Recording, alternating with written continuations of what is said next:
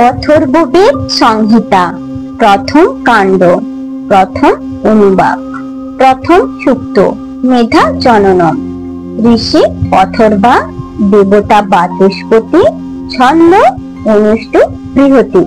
প্রথম মন্ত্র ওম যে ত্রিসপ্তা পর্যন্তি বিশ্বারূপাণি বিভ্রত বাচস্পতি বলা তেষ্টাং তম্মদ্দদাতো মে।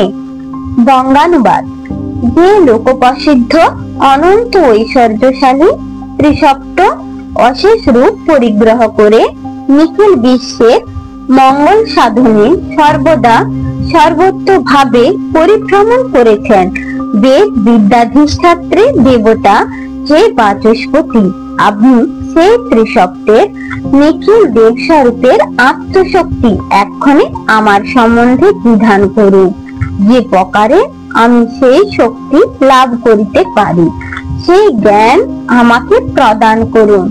মন্ত্রের অর্থ আলোচনা। অথর্ববেদের প্রথম মন্ত্র যে ত্রিসপ্তা ইত্যাদি। মেধা জননম প্রার্থনামূলক।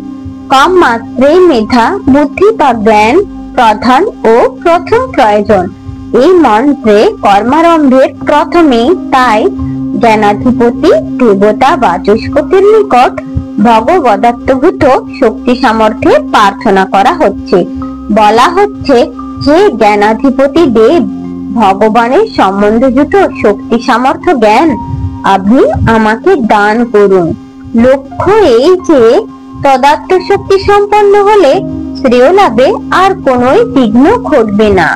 সৎ জ্ঞানের মধ্য দিয়েই সেই শক্তি লাভ হয়। তাই জ্ঞানাধিষ্ঠাত্রী দেবতার নিকট মেধা জননম জন্য প্রার্থনা জানানো হচ্ছে। কিভাবে কি অবস্থায় এই মন্ত্র উচ্চারণ করতে হয় ভাষ্যে তার আভাস আছে। কর্মীগণ উপযুক্ত গুরুর সাহায্যে সেই কর্মে প্রবৃত্ত হতে পারবেন। এই মন্ত্রটি অতি গভীর ভাবোদ্যোতক। এর অন্তর্গত প্রথম শব্দ যে এই সর্বনাম পদ পূর্ববর্তী আকাঙ্ক্ষা চেতনা করেছে, তা থেকে বোঝা যাচ্ছে ওই যে শব্দে সেই লোকপ্রসিদ্ধ সর্বেশ্বরের প্রতি লক্ষ্য আসছে। তার পরিত্রিসপ্তা এই পদ সম্বন্ধে ভাষ্যকার বহু গবেষণা করেছেন। 3 আর 7 ত্রি ও 2 শব্দ, এই দুইয়ের যত কিছু সম্বন্ধ থাকতে পারে ওই শব্দে তাই আমনন করা হয়েছে। পরিশেষে ওই শব্দে যে সেই অনন্তরূপ পরমেশ্বরকেই বুঝিয়ে থাকে। ভাষ্যকারগণ তাই সিদ্ধান্ত করে গেছেন। ত্রি শব্দে ত্রিকাল এবং সপ্ত শব্দে সপ্তলোক। 3 কাল চিরকাল, সপ্তলোক অর্থাৎ অখণ্ড বিশ্বব্যাপী যিনি বিদ্যমান রয়েছেন।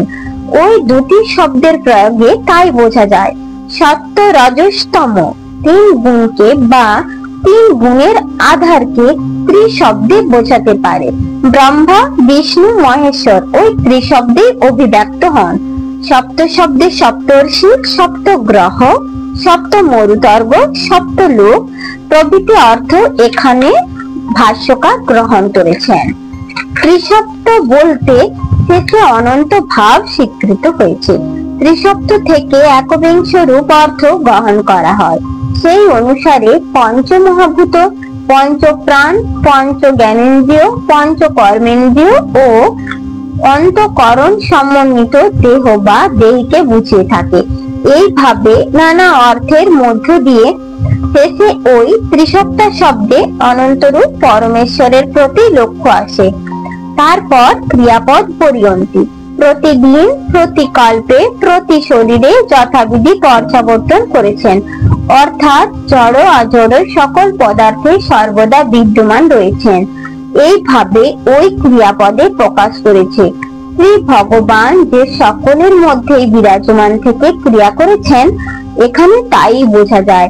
মন্ত্রের দ্বিতীয় অংশ বিশ্বরূপাণি বিভ্রত ভাবার্থ এই জগতের সকলের প্রতি অনুগ্রহ বিতরণের জন্য তিনি সকল রূপ সকল আকার পরিগ্রহ করে আছেন। তিনি চেতনা চেতনাত্মক সকল বস্তুকে অভিমত ফল প্রদান পূর্বক পোষণ করেছেন।